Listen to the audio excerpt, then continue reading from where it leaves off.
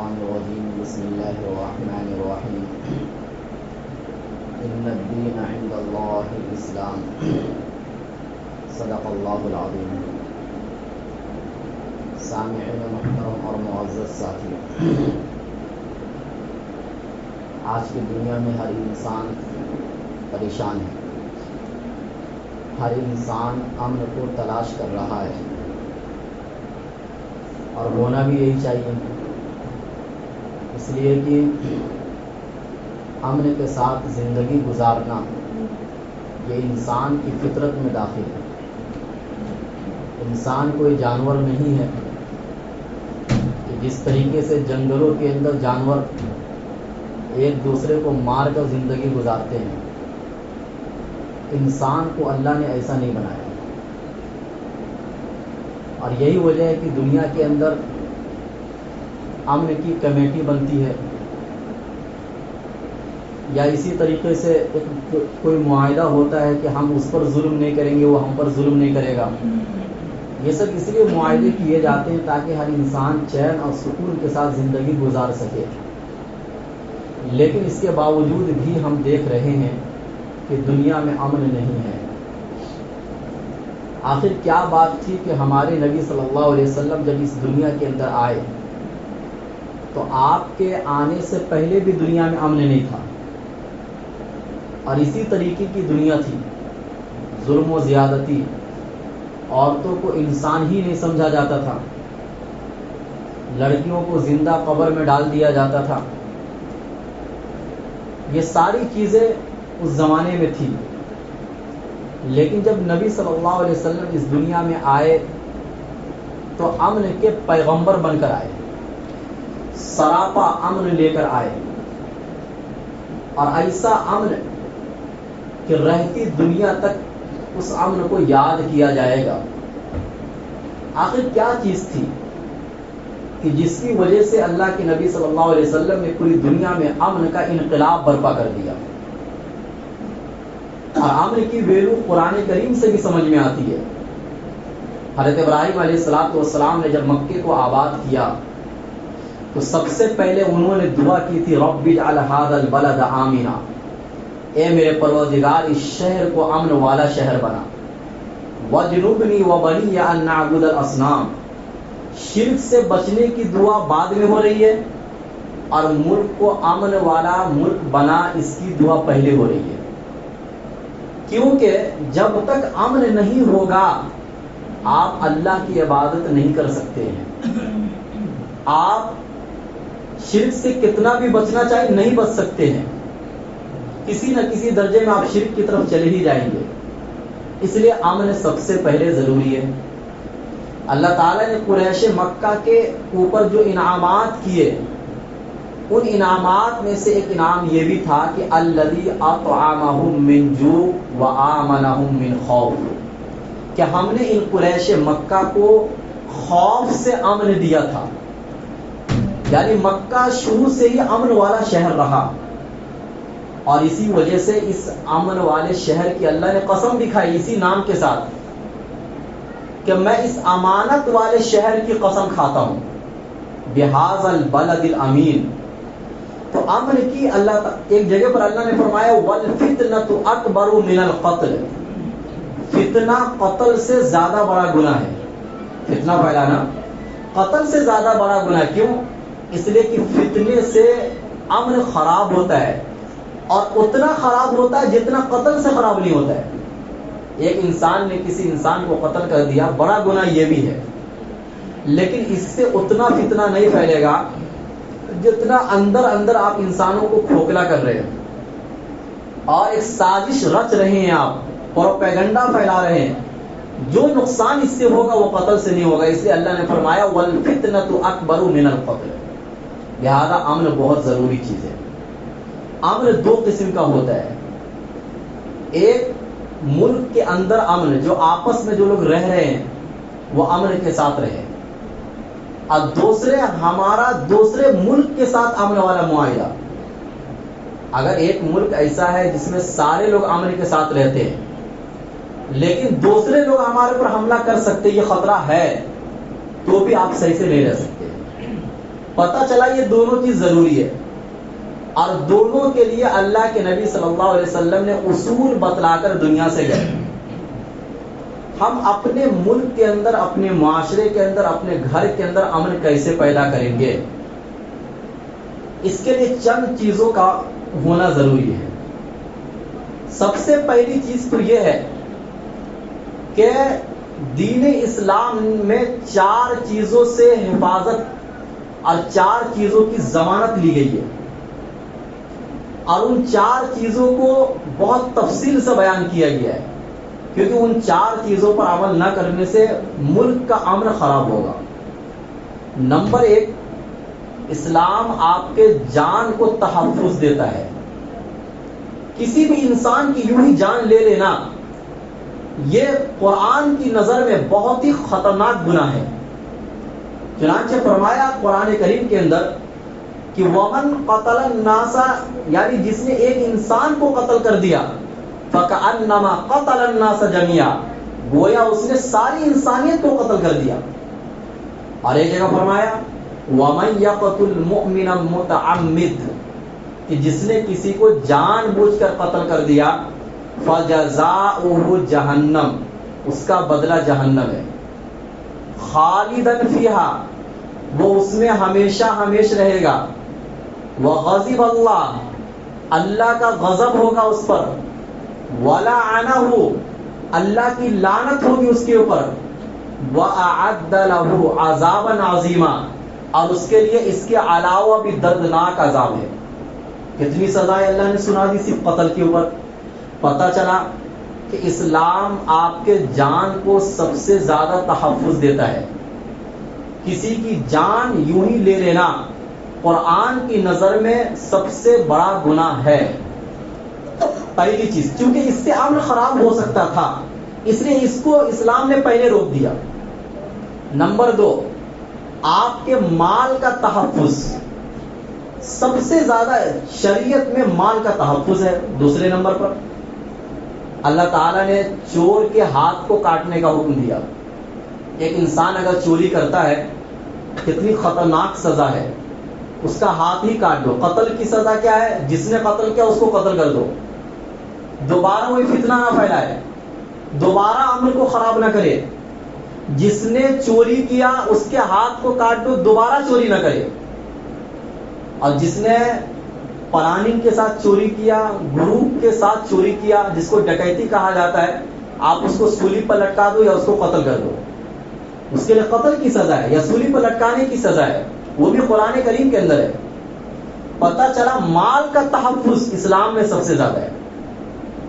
اور تیسرے نمبر پر جان، مال، عزت، عزت کو بہت زیادہ تحفظ دیا گیا اسلام کے اندر۔ اگر ایک آدمی کسی پاک دامن لڑکی پر صرف تہمت لگاتا ہے، بس کہ بھائی اس لڑکی کا غلط ریلیشن کسی سے چل رہا ہے، صرف تہمت لگا دیا اس نے، تو اس تہمت لگانے پر اگر 4 گواہ کے ذریعے سے اس نے ثابت نہیں کیا تو اس کو 80 کوڑے لگیں گے، چاہے اس کی جان بچے یا نہ بچے، صرف تہمت لگانے پر۔ اور اگر کسی غیر شادی شدہ نے کسی کی عزت سے کھلواڑ کیا تو اس کو 100 کوڑے لگیں گے، چاہے جان بچے یا نہ بچے، کیونکہ کوڑا جس کو اسلام میں کہا گیا وہ ایسا ویسا رسی نہیں ہے، وہ خطرناک چیز ہوتی ہے۔ اور اگر کسی شادی شدہ نے زنا کیا کسی کے ساتھ، چاہے وہ رضامندی سے کیوں نہ ہو، رضامندی کا اعتبار اسلام میں نہیں ہے، اگر شادی شدہ نے زنا کیا تو دونوں کو رجم کر دیا جائے گا، مرد عورت دونوں کو، یعنی اگر وہ بھی شادی شدہ ہے تو اس کو اور اس کو دونوں کو رجم کیا جائے گا کھلے میدان کے اندر۔ اس سے کیا پتہ چلا کہ آپ کی عزت کا تحفظ اسلام میں سب سے زیادہ ہے، کیونکہ اس سے بھی امن خراب ہو سکتا تھا۔ اور چوتھی چیز جس سے امن خراب ہو سکتا تھا وہ آپ کی عقل ہے۔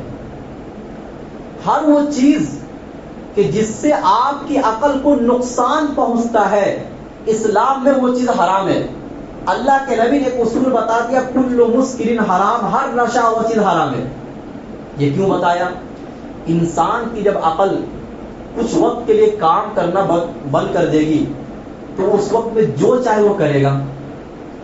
ایسے بھی عمل خراب ہوتے نا, وہ مار دیتا کسی کو بھی, طلاق دے دیتا اپنی بیوی کو, ماں باپ کی عزت کا خیال نہیں ہوتا ایسی حالت میں, اور اس کے اوپر بھی 80 کوڑے یا 40 کوڑے لگیں گے.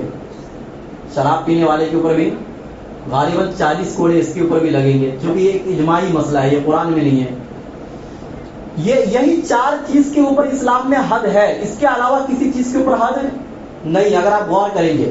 حالانکہ اس سے بڑے بڑے گناہ ہیں, لیکن ان گناہوں سے عمل خراب نہیں ہو سکتا ہے.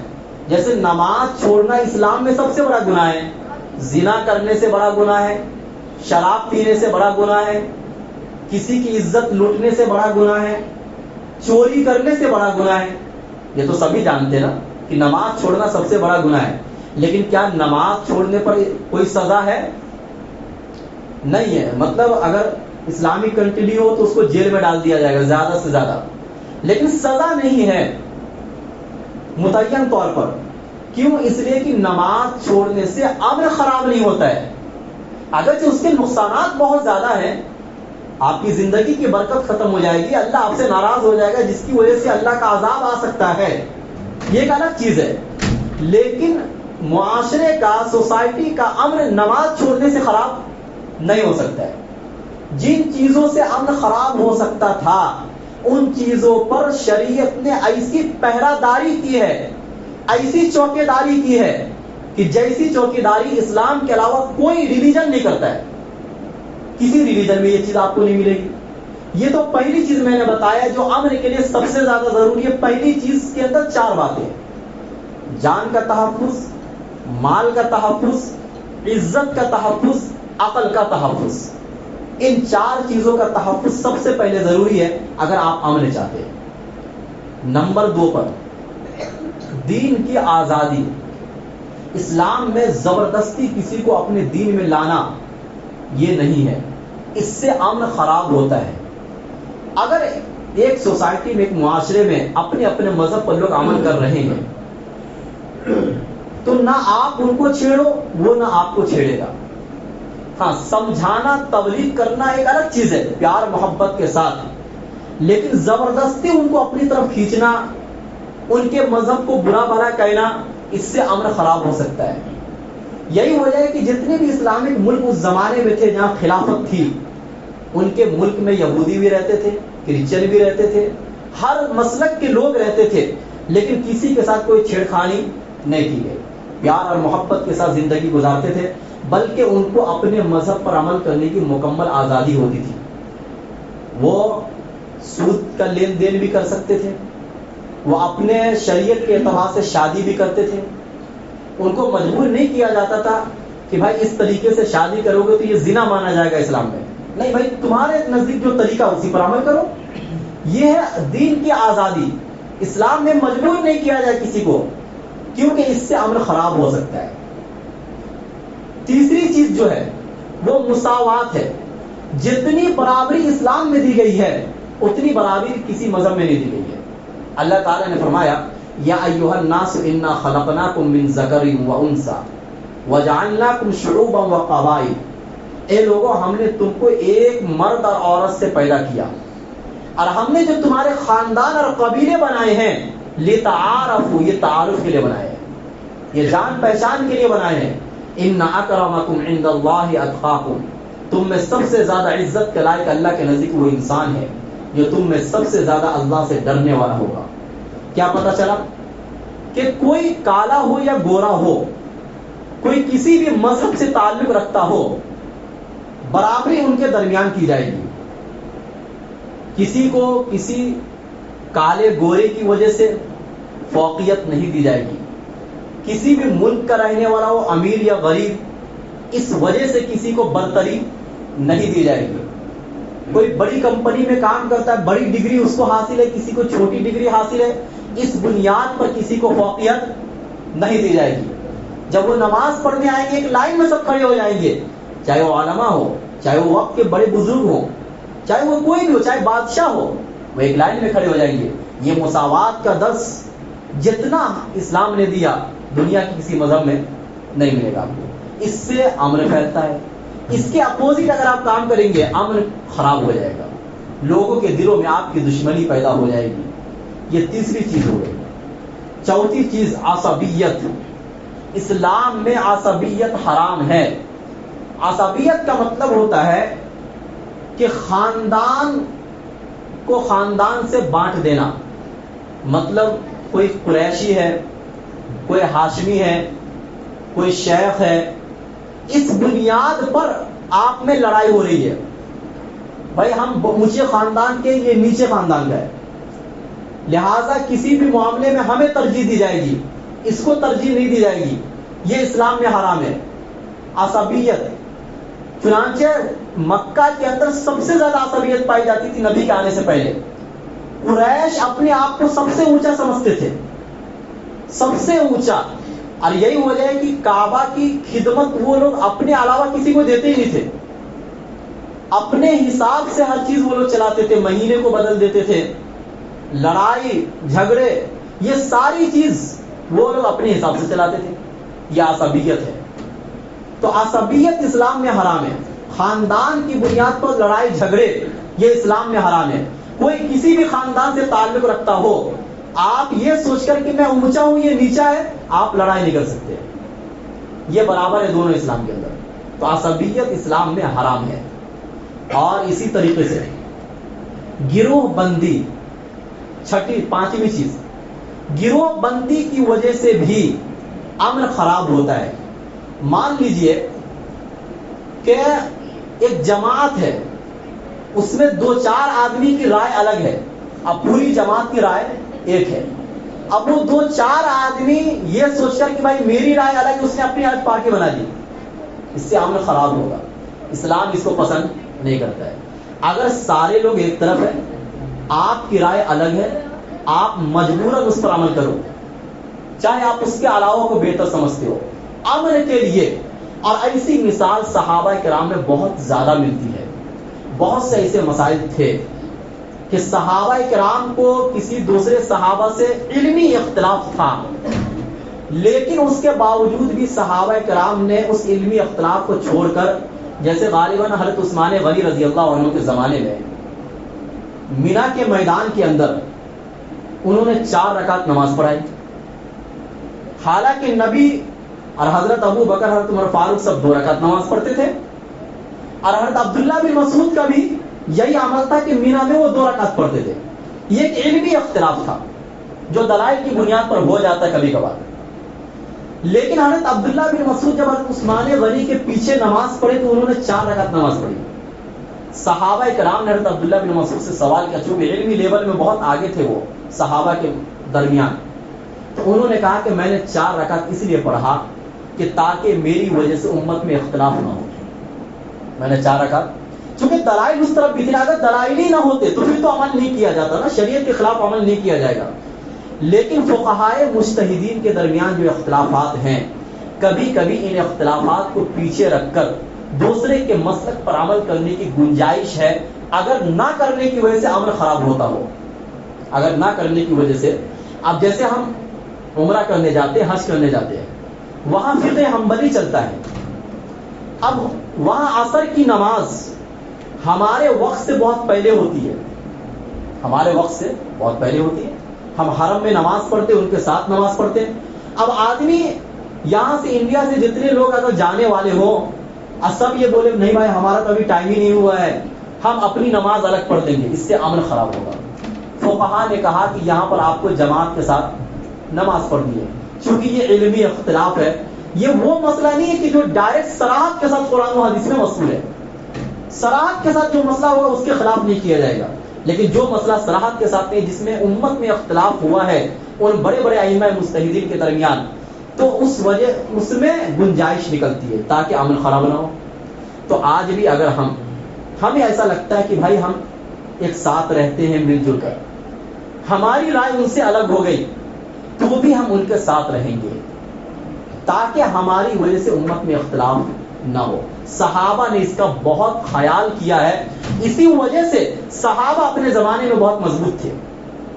صحابہ اپنے زمانے میں بہت مضبوط تھے. حضرت ابو بکر صدیق رضی اللہ عنہ خلیفہ بنے, انصار نے کہا ہمارے آدمی کا خلیفہ ہونا چاہیے, مہاجرین نے کہا ہمارے آدمی میں سے خلیفہ ہونا چاہیے. لڑائی ہو سکتی تھی، اللہ کے نبی کے جانے کے بعد ابھی دفنایا بھی نہیں گیا ہے اللہ کے نبی صلی اللہ علیہ وسلم کو، لڑائی ہو سکتی تھی، لیکن تمام صحابہ نے یہ سوچ کر کہ امت میں اختلاف ہو جائے گا، حضرت ابو بکر صدیق رضی اللہ عنہ کے ہاتھ پر سب نے بیعت کر لیا، یہ کہہ کر کہ جن کو پیغمبر نے اپنے زمانے میں مصلی کا امام بنایا، ہم اپنی دنیا کا امام بھی اسی کو بناتے ہیں۔ یہ صحابہ کرام تھے۔ کسی ایک فضیلت کی بنیاد پر آپ ترجیح دے سکتے ہیں، آپ اپنے آپ کو تھوڑا نیچے کر لو، امت میں اختلاف ہونے مت دو۔ وَاعْتَصِمُوا بِحَبْلِ اللَّهِ، تم اللہ کی رسی کو مضبوطی سے پکڑ لو۔ وَلَا تَفَرَّقُوا، تفریقہ بازی مت کرو۔ اللہ کے نزدیک یہ والی صفت سب سے زیادہ پسندیدہ ہے۔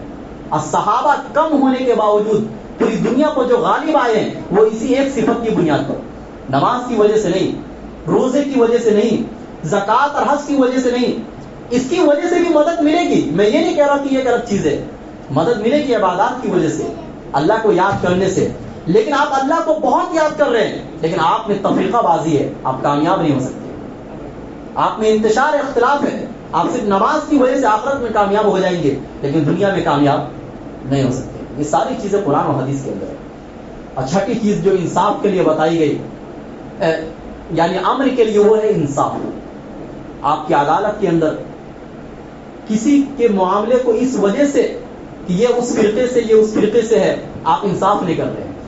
اگر آپ کا اپنا آدمی آ رہا ہے تو آپ اس کے حق میں فیصلہ دے رہے ہیں اگرچہ وہ غلطی پر ہے، اس سے امن خراب ہوتا ہے۔ اسلامک عدالت کے اندر کبھی بھی ایسا نہیں کیا گیا، اگر کوئی یہودی حق پر تھا اور مسلمان غلطی پر تھا تو فیصلہ مسلمان کے خلاف ہوا ہے، اور اس کی ہزاروں مثالیں آپ کو قرآن حدیثوں کے اندر مل جائے گی اور سیرت کی کتابوں میں مل جائے گی۔ یہ 6 چیزیں تو وہ تھی کہ جن پر عمل کرنے سے ملک میں امن پیدا ہوگا۔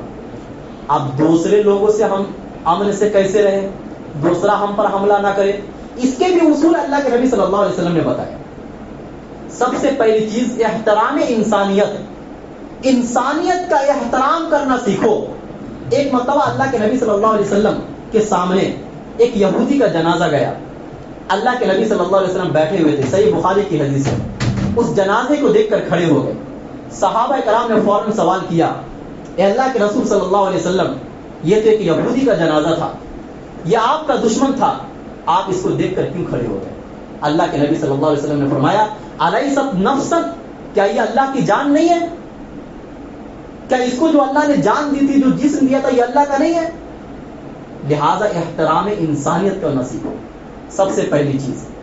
دوسری چیز صلح، کبھی بھی کوئی لڑائی جھگڑا ہو کسی بھی دوسرے لوگوں سے، آپ صلح کے راستے کو سب سے آگے رکھو۔ والصلح خیر، صلح سب سے بہترین چیز ہے، اس سے آپ دوسرے لوگوں سے مامون رہو گے، امن میں رہو گے۔ صلح کی بہت زیادہ ویلیو ہے اسلام میں۔ صلح حدیبیہ آپ لوگ جانتے ہوں گے کتنے دب کر صلح کی گئی ہے، کیوں؟ اللہ کے نبی صلی اللہ علیہ وسلم کو صلح کی اہمیت کا اندازہ تھا، اور یہی صلح فتح مکہ کا سبب بنا، پتہ چلا صلح بہت بڑی چیز ہے۔ اور تیسرے نمبر پر درگزر کرنا سیکھو، کبھی بھی غلطی ہو جائے، فرمایا وَجَزَاءُ سَیِّئَةٍ سَیِّئَةٌ مِثْلُهَا، برائی کا بدلہ برائی ہے، اس کے برابر آپ بدلہ دے سکتے ہو، لیکن فَمَنْ عَفَا وَأَصْلَحَ فَأَجْرُهُ عَلَى اللَّهِ، جو انسان معاف کر دیا اور صلح کر لیا، اس کا اجر اللہ کے ذمہ ہے۔